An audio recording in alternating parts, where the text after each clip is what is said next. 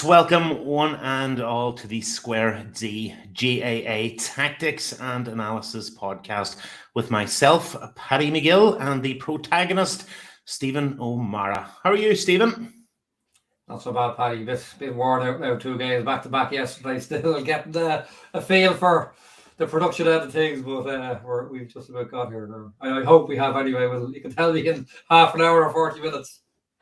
Yeah, we'll know soon enough. Okay, so that's the pleasantries out of the way, because let's be honest, we don't really care how each other are feeling or anything like that, but we do care about football. So look, yesterday wins for Kerry, Tyrone and Roscommon in the Alliance Football League Division 1, while Armagh and Mayo played out a pulsating draw in the athletic grounds.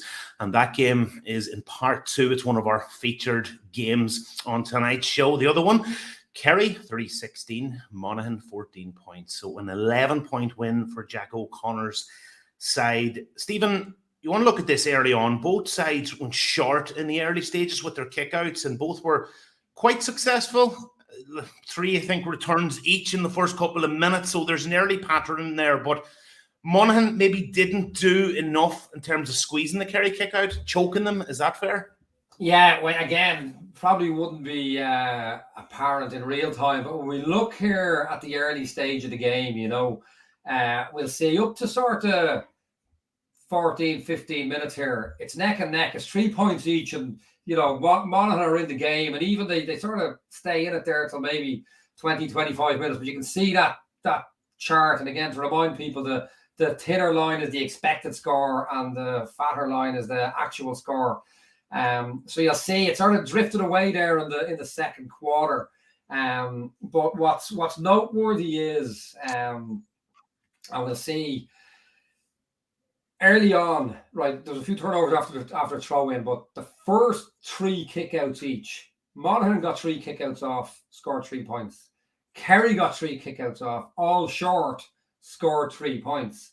And that's a really intriguing part of modern football, because at that point you're saying the opposition now have a 100% kick out ratio. Now obviously you're never going to sustain 100%, but when it's at 100% after 3, there's certainly a risk it's going to be 50 or 60%. And ultimately by the end of the game, Kerry had got off 7 short kickouts and scored 3.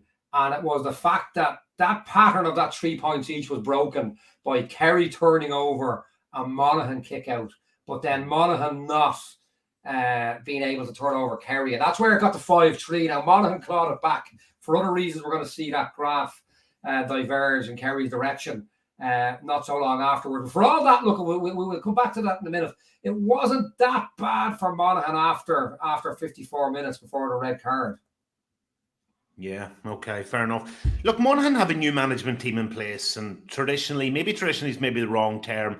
Certainly over the past decade, they didn't play a quick transition, did they? But yesterday they did, and it didn't exactly pan out. It didn't develop into a positive for the Farney men, did it?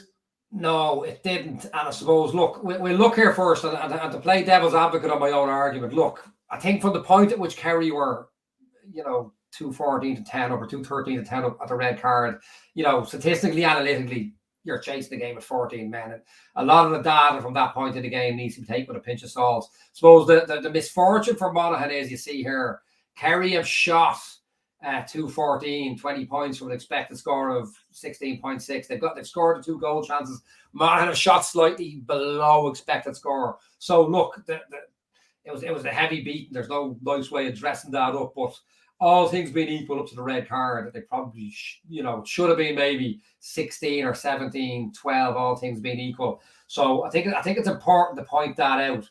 But what we're going to look at here is, and I suppose, and this is, it's, sorry if I could digress, I'll go back to the kickouts first. So we look at the kickouts at the point where it was 3-all. And we're going to see Monaghan have set up with a classic box of 6 here. And by box of 6, it's a zonal box of 6. Now, I'm going to say, being honest with you, 5 years ago in club football, box of 6 was the height of aggression. Whereas at this point in time, Paddy, it's I'd say it's a very conservative approach. It's when we're not putting our midfield on our back six out of place.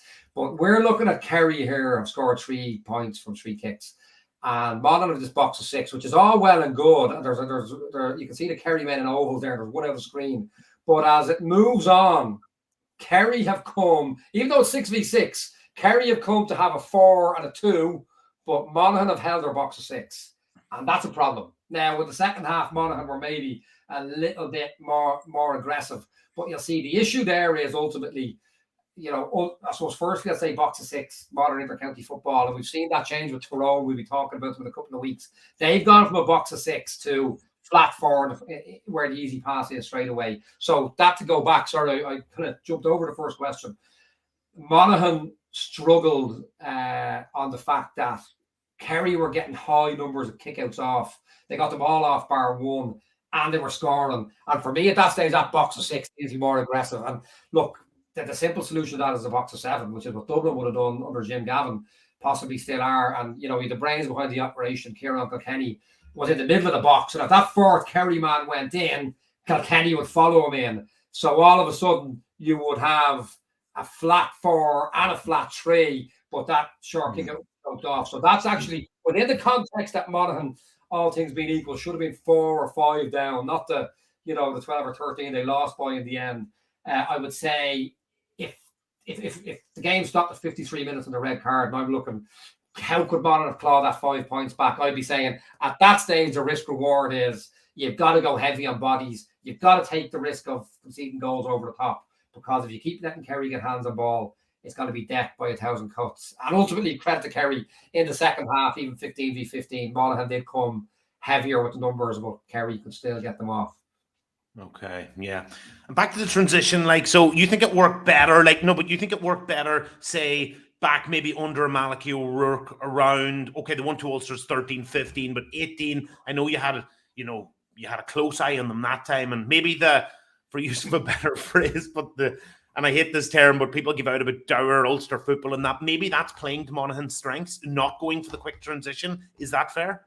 Well, and I'll be lambasted for saying this. When you take out the necessity for world-class skill that's required to play the way Spain play soccer, Ulster football is essentially, now say Ulster football, Armagh have gone away from that model somewhat, and Tyrone somewhat, but let's say traditionally Ulster football, and Monaghan under Malachy O'Rourke and Banty were the epitome of that Ulster, I'm going to say what a lot of people would call dour football. But ultimately, I'd just like to come across here, by the way, for Monaghan viewers, we're both apologists for Ulster football. I'm Donegal, and Stephen was in coaching Donegal, so we're absolutely not slating this whatsoever. In fact, it's the opposite. Analyst of Donegal, before I give myself a promotion there, is not due. I was Donegal analyst, not coach. Well, I was accused more than once in the noughties of that Ulster, that I had 1 or 2 club teams. So absolutely, I say this, and as you're going to see, I'm absolutely supportive of it. Look, there's 4 Ulster teams in Division 1 at the moment. Am I right? Donegal, Armagh, Tyrone, Monaghan are in Division 1 at the moment. Derry, we're nearly there ahead of Roscommon, could be 5. Colin Parkinson, Colin's great. I probably wouldn't be here if it wasn't for Colin, probably. He brought me to the sports show. He loves it out argument anyway, so he won't take too much offence. Colin made a statement after, I think, was it a Kilcoo Ulster game? He says, Ulster football is stuck in a time warp. And I got that pointer a few months later. Tyrone and Kilcoo were the 2 All-Ireland champions. In the normal mathematical run of things, that should happen 1 year every 16. And I'm sort of thinking, well, if maybe the lunatics have taken over the asylum, maybe the time warp is the one outside of Ulster. So look, I'll say that before I go on. But look, there's some really, I'm going to say unapologetically at this point in time, we can argue over A, B, C, D, or E. I'm going to say probably the greatest manager in the modern era of football, and I won't go into my local pub in Dublin for the next week or 2, is Malachy O'Rourke. I think when you look at the level he's taken teams from to where they've got, Monaghan were in Division 3 in 2013, if I remember correctly. They got to Division 1, stayed there against all odds every year. One was 2 or 3 Ulsters in 6 years. Glen haven't won a Derry championship in God knows how long. 1-2. Never. Never won I didn't know that. Fair enough. So look, to go back, and I'm going to go through some really forensic stuff here on Monaghan. Vinnie Corey, I'm going to stay as well, and I'm rabbiting on here, and I'm going off on tangents. An acquaintance, a football acquaintance of mine, was invited into a ticket to go for the Monaghan team after Malachy O'Rourke, and he rang me and he asked my opinion, and I said, not with a barge pole, because Monaghan have possibly, this is a precursor for a forensic point I'm going to make. I think Monaghan may well be suffering from what I call Arsene Wenger syndrome. You know, a team with the joint fifth, sixth biggest budget in the league year in, year out, are in the top four every year for 14, 15 years or 13 years, whatever it was. The supporters, the general public, come to assume that's where they should be. Then you've 1 year where you come fifth, whereas where you should be coming every year, and everyone's on your back, and you eventually get fired. And then you go and you realise, well, the next guy can't get you to the top four at all. This year could change. It's only halfway through the season. Like Monaghan were in Division 3. Look at the pattern of Glen. Look at the pattern of Monaghan. You've got to assume an element of it is, and the players have to kick the ball over the bar, but you've got to assume an element is Malachy O'Rourke. And Monaghan, you know, I think of Meath football. I know Meath football quite well. Would I trust the Meath football full back line, man on man? Carl Hickey, Conor McGill, boys like that, man on the Monaghan inside forward line. I think I would. Would I trust the Monaghan full back line, man on man? And Killian O'Sullivan's on an inside forward, but you know, Jordan Morris, Killian O'Sullivan, I'd worry for them. You know, I don't know whether they have the pace, man on man. So Monaghan have done really well, I think, out of playing Ulster football. Now, it looks to me like they've moved away from this, and I gotta just go. I got to put up some really numbery stuff here. I wasn't gonna, but I will, and you can have a look through it. But the chances of following are going to be being able to follow it are slim. But I'm gonna talk you through it anyway. And we're gonna see here. This is the kickouts from the two teams. Can you see that there, Paddy? You can. Just about. Yeah, I'm going to talk you through it. It's more for my benefit than the viewers' benefit. I'm going to talk you through it. Now, here's, I'm looking here, data for time is correct. So I'm looking here at Monaghan's kickouts. And I'm looking at what they've won and what they've lost. What I've got here, if you can see the killer quadrant, quick transition. Where Monaghan have... It is, just for viewers, it is blurry, okay, but that's why Stephen's going to talk us through it, okay? Yeah. When Monaghan have won 16 kickouts and quick transitioned, which is run it quickly or typically kicked it quickly through the lines, they scored 3 points off those. And crucially, the question was being asked on TV, how are they so open at the back? They're running forward, want an abandon, caught on the counter, and they've conceded 1-5 on the turnover. So all in all, when Monaghan have won their own kickout and quick transition, they've ultimately come in on a loss of 0.28 points per kick. Now, you go back here and we look at what happened when Monaghan don't quick transition. And this is going to irk the Joe Brollies of the world. They've had 7 short kicks and 2 long kicks that they've won that they haven't quick transitioned, and they've scored 4 points. So the percentage is massively higher. It's 4 out of 9 compared to 3 out of 16. And they've conceded 1 goal on the turnover. They've still got a profit of 0.11 of a point per kick, where it's not a quick transition. Expected score of 0.18. So the point I'm going to make here is, and I think Meath and Kildare football has suffered from this massively in the last 5 years. Meath maybe in the last 20. That they're quick transition, beautiful, free-flowing football, but you're kicking the ball in the case of Kildare and Meath against Dublin, you're kicking the ball into faster, probably athletically and maybe technically superior players. Monaghan have gone and they've tried to play Kerry, essentially at Kerry football, but they're not Kerry. And with that, I had a look back at some old figures from 2018 and 19, and this is really intriguing because they've gone for this quick transition model. But I've taken 11 games that I have on file from 18-19 when Malachy O'Rourke was in his pomp, and they were doing really, really well. And the first thing I'm gonna I got to point out here, if I can get my figures up in front of me. So, firstly, in those 11 games I've got on file in front of me here, firstly, they only went on a quick transition 12 times, scored 2, conceded 2. So they made no profit after 12 quick transitions off kickouts to the full back line.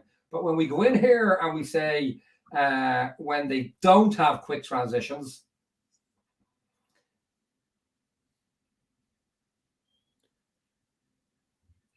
the table's not cooperating with me, but basically, I actually have it in recollection.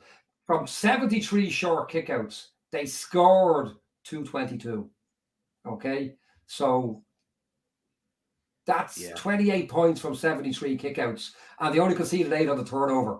Their percentages are massively higher when they play process, Ulster, dour football. And I think if Monaghan are going to maintain the heights they've been at, the data would suggest here, and the Kerry game in 2018 in particular, where they scored 1-4 off 7 slow build-ups off short kickouts. Tried a quick transition only once, scored nothing from it. That for me is the tale of Monaghan, where they should be and what they've moved away from. And I think it's going to prove very, very costly if they continue down that quick transition path. Okay, so we'll see how that develops and what Vinnie Corey does. Just a final point in this match before we look at that game yesterday in the Athletic Grounds. Discipline, the free concession was really, really high yesterday. Yeah, from both teams. Look, again, I'll get into it. Like, I coached in TUD, Freshers in Dublin, 2 years, and genuinely it's perfectly clear to me, along with Carlo, I should say, Cavan and Monaghan, the rules, I don't want to say right or wrong because the rules are so unclear in GAA, but on a scale of how the game is refereed, Dublin, Galway, Donegal, Cork, Kerry, I consider that the norm. Meath is somewhere of a halfway house when you exclude like the David Goff. They've 1 or 2 of the top 2 or 3 county refs in the country. Meath's kind of a halfway house in terms of what can be expected and not for frees. Carlo, Monaghan and Cavan are the Wild West in terms of refereeing. And I suppose you've had, and we for the crack, when I'm coaching at TUD, absolutely, thoroughly for the crack. But to make a key coaching point, because college football is predominantly played in Dublin, Kerry, Cork, Mayo and Galway. Or certainly that's what my experience in college football has been. There's one culture of refereeing here. And especially what constitutes a red card. Like Monaghan in my eyes should have had a man sent off for the first minute of the second half. And it's game over. I thought the second one was a bit more grey, but it's still a loose. I think it's a loose tackle. The fact that the Kerry man's dropped his head a little bit. But one thing I will note is whereas Cavan have been littered with red cards and black cards over the last couple of years, and maybe beyond that, I don't know. Monaghan haven't. But I work on the assumption here that Banty and Malachy O'Rourke were absolute disciplinarians, and they really nailed that home. And maybe it needs to be because that tackle in the first minute of the second half, for me, was just way too loose. And that's from a Monaghan point of view. From a Kerry point of view, what can I say? Some of the tackles in the back where I'd say Paddy Talley will have them on Tuesday. He'll go through them for a shortcut because they're better than that. He's better than that. Like Paul Murphy at one stage just ran straight through a guy like it was a. I mean, he literally, like the car says, he rear-ended him. I don't know what he was thinking. Tyg Morley, maybe it was a bit less clear cut. Hand on the back. You put the hand on the back. As a referee, I was a referee when I was a teenager. Hand goes on the back. I don't care if you exert pressure or not. It's a foul. As a coach, I expect it to be a free. So Kerry gave away 5 frees where the Monaghan man had his back to goal, if I'm not mistaken, straight through the back of him. 3 of them, like Paul Murphy's, sticks out. Now listen, look, they've all Ireland medals in their arse pocket, but they won't have a second one in a row if they don't tidy that up, which I'm sure they will. But it was startling enough for such a well coached and experienced team. I couldn't believe what I was looking at on a few occasions. You're going to need a police escort around Monaghan the next time that you travel to Donegal. You might have to go the Cavan and the Skillen route, Stephen. But look, just a final one on that. It is a new management team, Vinnie Corey and co. So it's something that's probably going to take time. But okay, it's a little bit unforgiving, the fact it's Division 1. Well, look, as I say, and I digress. There was a red card. Whereas I thought Monaghan were very handsy in their tackling a way you get away with in Monaghan, Cavan and Carlow, but you don't generally in most other counties. In their defence, they generally fouled men that were running towards goal. So if you had to do something, as opposed to Kerry, who kept fouling them out or back to goal, is completely unforgivable. What I will say, look, they'll get that. What I will say, I'll always say, don't judge a manager or you coach. So they've got at least 3 months and really a full season under their belt. But the key takeout from today, Vinnie Corey, from the data I'm looking at, can coach them as long as he wants a quick transition. I think they need to go back to the Monaghan Ulster way, hands on ball, slow through the phases, process football, and try and out chess teams. Okay, well, Monaghan have Donegal next in 2 weeks' time. St. Cheroke's Park, Clonus 1:45. Of course, Donegal going down to Tyrone yesterday in O'Neill's Healy Park in Armagh. And of course, Kerry, well, they travel to McHale Park in Castlebar. That one on Saturday week. It's the only match that's live on TV on that Saturday. Mayo, speaking of Mayo, we mentioned that pulsating draw. Many would contend, probably even though we're in the early stages of 2023, that draw yesterday in the Orchard County, possibly the game of 2023. So far, high scoring, had pretty much everything, and an outrageous crowd at it. I think I was at the Donegal Tyrone game myself, but I'm hearing up to 15,000. Just on that one, Stephen, brilliant game. I know you had your Hawkeye out for it. Just early on, I know you want to look at expected scores, etc., but just on the kickouts, before we look at anything else, Mayo had a foothold in that early on, and that, they won kickouts, they lost kickouts and everything, but it wasn't profitable, was it? Because Armagh had a foothold actually in the first half. And sorry, go on, Paddy. Yeah, come in there. Yeah. Again, look, I suppose on the surface, I'll just give a quick run through again. Look, I'll put up this chart for what it's worth. If you bear with me there for a moment, for what it's worth, I'll put up this chart. If there's any Hawkeyes want to go through it with the mathematics book and the magnifying glass, feel free later on. Suppose on the surface, when we look at this, and we'll see early on, throughout. So Armagh have won 15, lost 9 kickouts. Mayo have won 20, lost 4. But up until the final stages, Mayo, I think, had 19-2. And when you look at it on the surface, this is kind of the old school stats, kickouts and what did you score off them. On the surface, you could be forgiven for saying, well, Mayo have won 20 kickouts, lost 4. They've scored 7 off their own kickout and haven't conceded, whereas Armagh scored 7 off theirs and conceded 5. On the surface, you could say it was kickouts that dominated that game for Mayo up until obviously the last 5 points in the last 8-9 minutes. But when you look at the first possession each, and I'm always talking about this as an analyst, when we do look at the first possession each, ultimately Mayo scored 7 and conceded 6, and Armagh scored 8 and conceded 6. So it wasn't as telling a factor as people maybe would have assumed if they're looking at the basic stats of kickouts won, lost, and what was the outcome. Okay, is that a theme for Mayo over past couple of years? Is it? Again, there is. Look, we'll look at it here again. Sorry, I won't take that screen up again, but I will give the data on it. When we look here again, Mayo, it has been a team that Mayo get hands on ball. Dublin, Kerry, Donegal, Galway. They got generally at various periods, if not entirely over the last number of years, they get hands on ball on short kickouts. They tend to score them. Whereas Mayo, if I get my clock right on this, Mayo got 13 short kickouts yesterday and scored off 6. So look, that's good enough. But obviously, it's a lot better than they would have done traditionally. But obviously, look, they have been a team you could afford to give the short kick out. That's 2 games of data now, and they're up just shy of 50%. So you probably can't say that anymore. Certainly not off the basis of the first 2 league games. Yeah, and you did make that point last week that they Mayo traditionally have, well, certainly over the last 15 years, they have struggled against that Ulster-type defence when they give Mayo the kick out, sit back and just let Mayo build slowly because they like that. And I think you called it last week, Mayo football. When you're coaching a team in Carlow, it's that it has to go forward, etc. Something else you want to look at is how Armagh defend. You like them structurally, Stephen?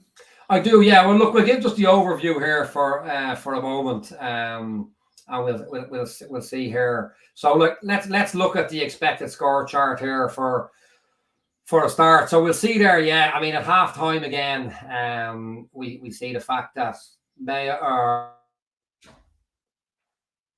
a couple of points up. Expected score is actually in Mayo's favour. I suppose that they were a couple of points off it just before half time. Obviously, they scored 2 points. One was a goal chance. But as the game went on, probably Mayo should have maybe won it.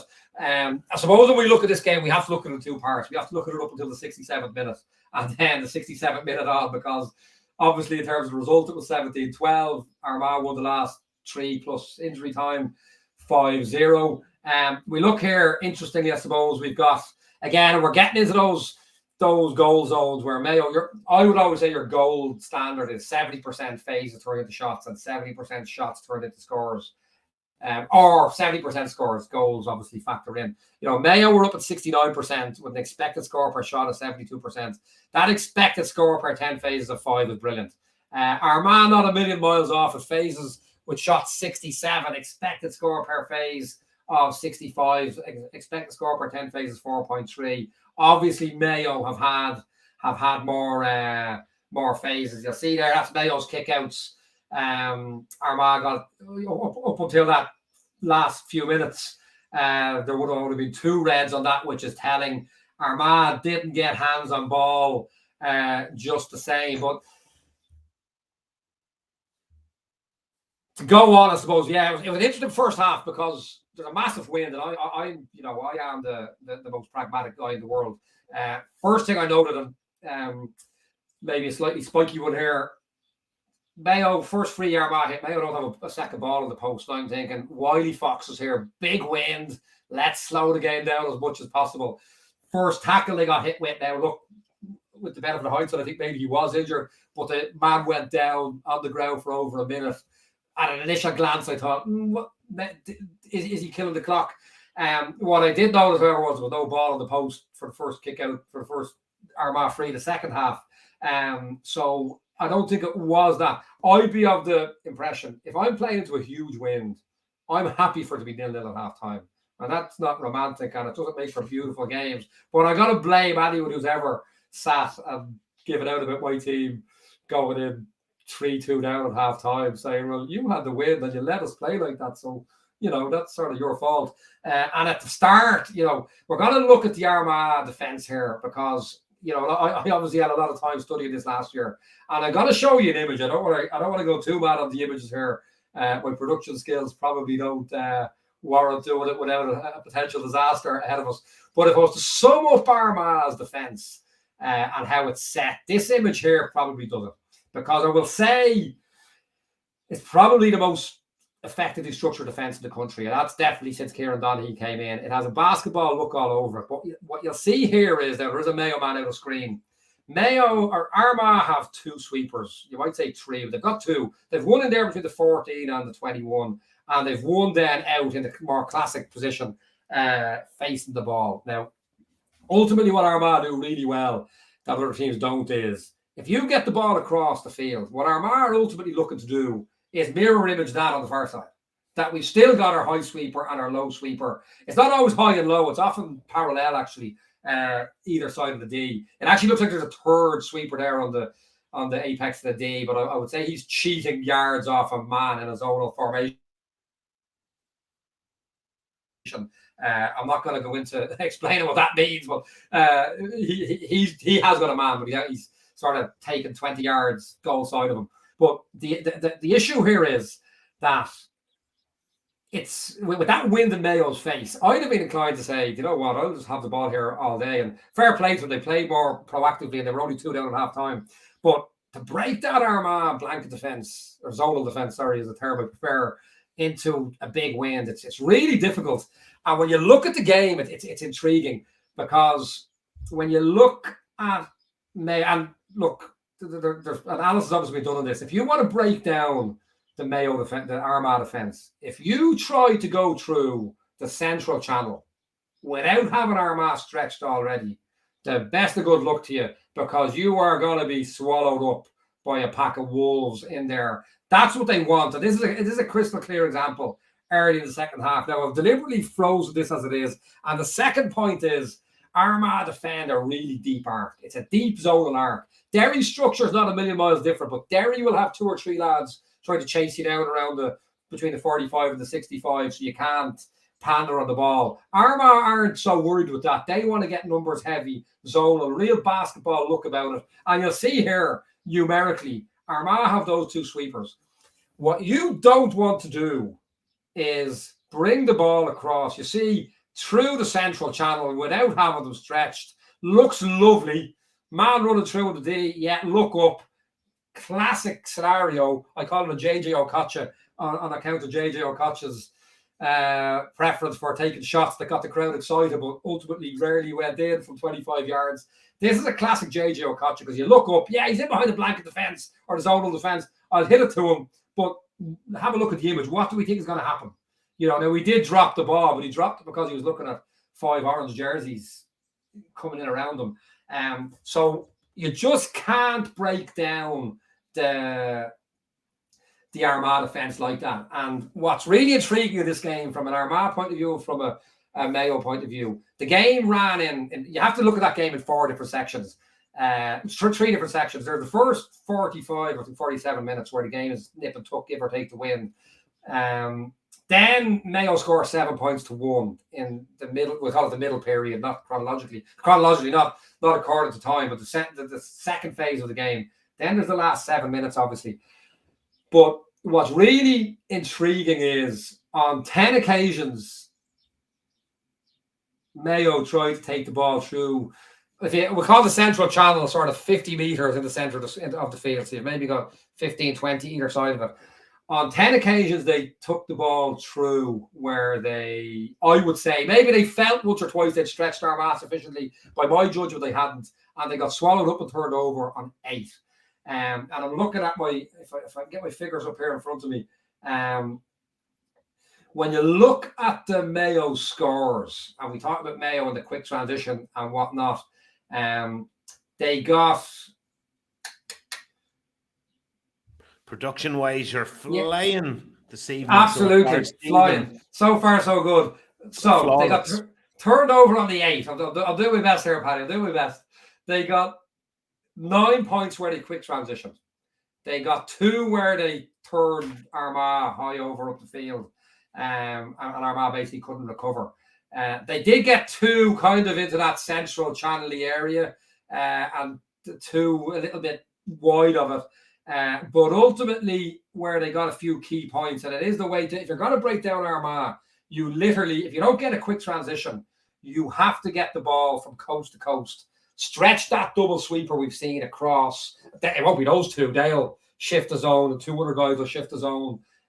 You've got to lull them in to make them think they're going to trap you down one side, and then come back and try and get them on the far side. You might have to go 3, 4, 5 times. And ultimately, you can see Mayo were trying to do that. But I felt a few of the younger players on occasions jumped the gun and tried to go into that central channel before they were suitably stretched. But in the first half, they stretched them a lot. But where the game probably switched was between Mayo having a period of dominance on kickouts at both ends, and Armagh tried to press high a little bit and being breached. Mayo got a lot of quick transition in that third quarter, and that's ultimately why they pulled away massively at that point. Okay. All said and done then, and you talk about the different sectors of the game, probably 4. How did Armagh get back into it? The high press, was that a key factor? It absolutely was. Look, I was talking to one of my football gurus who I don't do anything without talking to last night, and he hadn't been at the game. He was at the Donegal Tyrone game. But he heard on, did he hear in a podcast, or someone say to him that the Armagh keeper was a massive factor in the late turnover. And again, you watch the game, human perception. He got a different colour jersey. He won one spectacular kick out. I would say he was a very key factor in breaking down the Mayo zonal defence a few times. And we will talk about that effect of the keeper playing as the the extra attacker. But actually, it's a flawed human perception, because that kick out that he won actually got turned over. The 5 scores that Armagh got in that last 3 minutes plus injury time was actually 4 and 1 minute plus injury time. The first one actually came off a quick transition, and the last one came off the wiliest of wily foxes, Rian O'Neill. Just bought the foul again. Young buck. Was it a foul? Probably not, but don't touch him. I wouldn't say Lee Keegan or Conor Boyle would have conceded that score. But what was key was the 3 in the middle. The second and third and fourth all came off sort of Jurgen Klopp style high presses. And Armagh really were at that last year and trying it. And they caused Donegal serious trouble in the Ulster game that Donegal won. They caused serious trouble. But ultimately what was notable, they didn't get that many scores off them. And the ones that Donegal broke 4 high press attempts in the second half. They scored 1-2 off them. So it's something that I think is missing again in a lot of analysis. We're mad on tackle counts and getting in. Have you counted what was the cost of the ones you didn't get? But ultimately, in injury time, they got 3 scores off high turnovers. And while it was very good from an Armagh point of view, from a Mayo point of view, there's definitely an issue. And to be honest, it looks to me like this is being coached. It looked, for me, a key element, and it's modern soccer all over. Is can 5 play the ball out of the back against 4? This is obviously using the goalkeeper. And if we look here, I couldn't flaw the structure on this, because as Mayo are trying to come out of the back here, you're going to see they do have an easy pass to the left, but the keeper again maybe takes a JJ Okocha, sees the man on the D, tries to play the hand pass over the top, got intercepted. For me, the ball there is that ball. The man has made himself available in the passing channel to the left. Give it to him. And again, we move on here, and we'll see at this point the Mayo number 4. There's passing channels. This isn't a Jurgen Klopp gegenpress where one man runs and another one fills the gap he was in. The Limerick hurlers were at that. There's no one in Gaelic football effectively doing that the way Liverpool or Barcelona would. There's 3 passing lanes open. But what does he do? He kind of tries to run the ball, because Mayo football loves to run the ball, and he got turned over. So I think probably what you've got there is a case where the correct things are being coached, but you've got boys who've come through a culture of Mayo football, and what they know is running the ball. And, if I was looking at the training ground there, I'd be maybe battering home the idea of possession games, 5v4, 1 touch, no hop, no solo, shift, and get those Armagh boys chasing shadows instead of making 3 turnovers and equalising, the ultimate Lazarus-like turnaround.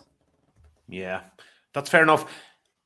Mayo have got a lot of criticism in the past 10, 15 years, and to try and avoid repetition on it, but we need to touch on it. A lot of people have been frustrated, maybe is the wrong term to use, with some of their shooting, but I think it may have annoyed you yesterday. Is it just very, in its most simplistic, in simplistic terms, is it Mayo taking on long-range shots when they do maybe large periods of possession and just waste it from 50, 55 metres out? Well, I suppose it's not so much Mayo, and it's just one thing. And look, I don't have massive data on this. In fact, I don't have data on it at all. I have recollection. If you look at this shot map, those 2 reds outside the 45 are Killian O'Connor. Now, inside 40, 42 metres, Killian O'Connor shoots above expected score, and well above expected score. But I've been watching this since 2017, when, if I'm not mistaken, it was Killian O'Connor missed 2 or 3 of these against Galway outside the 45.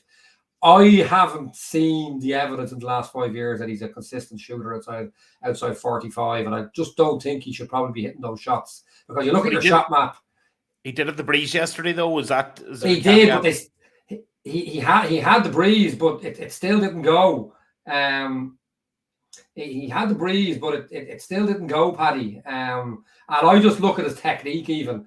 I think he's trying to force those shots. I don't think he kicks with the same technique as he does when he's closer in. And I think, for the Mayo analyst there, I think it's well worth going back, having a look there. It's a lot of work at individual shot maps from different positions, because my recollection, I've been watching that the last 5 years. If I was a hazard a guess, the percentage is way lower than what you'd want outside that 45. It's just one small point.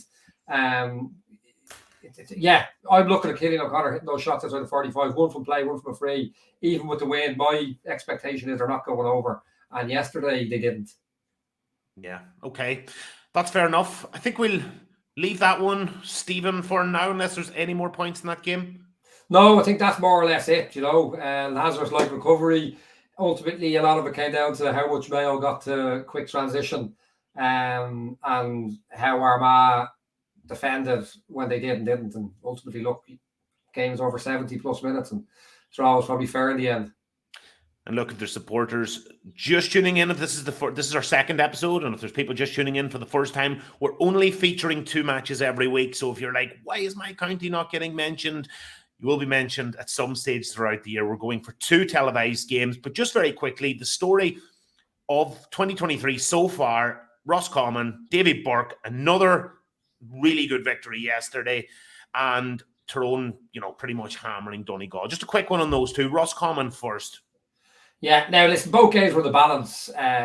They could just as quickly have lost both. Well, I haven't seen the second, but judging by the scoreline. But credit where it's due. Roscommon have come up and been relegated, I think, 3 times on the bounce every second year. They're 2 out of 2 against 2 good teams. 2 of the last 3 or 4 All-Ireland finalists. One winner. Look, Davy Burke won the All-Ireland under-20 with Kildare. Went into the Kildare Club Championship, won the championship with the Selbridge, I think. Then went with Wicklow,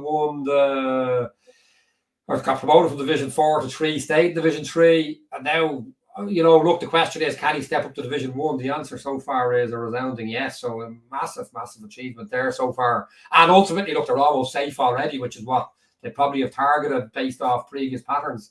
Donegal Tyrone, I haven't seen it yet. Certainly the scoreline doesn't look good. Early days, look, we'll probably look at get to Donegal and or Tyrone on the 3rd week. Look, the 2 points in the bag, which is great. Thoroughly needed transition. A lot of players missing, for various reasons, which we'll discuss again. Obviously, look, I think people are maybe a little bit worried there, but still only 2 games. But no, the scoreline and even final scoreline is even slightly flattering. I think it was a little bit worse with 10 minutes left. So look, slightly concerning, but it's still 2 points from 2 games. Yeah, that's essentially it. And Stephen, quickly for our viewers, we're taking there's a break. I suppose you call it this weekend. So we're going on a 1-week sabbatical, and we're back in 2 weeks. 2 weeks from today, Monday. Yeah, that's it. Again, we'll have a look at the TV schedule. Look what's juicy. It's actually a couple of Division 2 games on that week, so it could be week 4 before we get to Roscommon, Tyrone, Donegal. Certainly 1 or 2 of them, but we'll see what way it goes. As I say, we're probably going to hurt them. Sorry, Paddy. I'm going to need a bodyguard if we cover Donegal, because we're not allowed to get in on their secrets. Maybe we get somebody else for the Donegal game. So, no, look, I was going to send you on a production course for a week, but you've done well tonight. Infallible performance. Well done. Do my best. It could have been better, but we're getting there. Quick shout out. You never asked me to Cork. Yes. I said last week that I thought even though they lost, the figures stacked up nicely, and there they are, 5-2. I told anyone who'd listen it was a steal of a bet. It was, and there we go. So the evidence so far is that there might be a little bit of the data and the expectation that comes off it. Yeah, there's one thing about me you don't know, though. I never give anybody else praise. And I actually had it written down. It said, mention Cork. But then I thought, nah, you get enough praise as it is. Great shout. That was, and you actually said it to me off air. You said Cork away to Kildare is going, nah, wouldn't touch that one. Hadn't a clue, but well done. Good shout. Yeah, the figure stacked up. The figure stacked up. I like to look at them. I haven't seen Kildare since last year, but yeah, no, great win for them. So puts them back in the hunt as well. Good stuff. Big shout out to all our viewers. Thank you so much for tuning in to the Square D GAA Tactics and Analysis podcast. Stephen and myself have both echoed many times. We will talk to you in 2 weeks as a break next weekend. So we'll see you in about 14 days at Simers Show. Thanks again from Stephen and myself. And bye for now. Stay safe, and we'll talk to you then.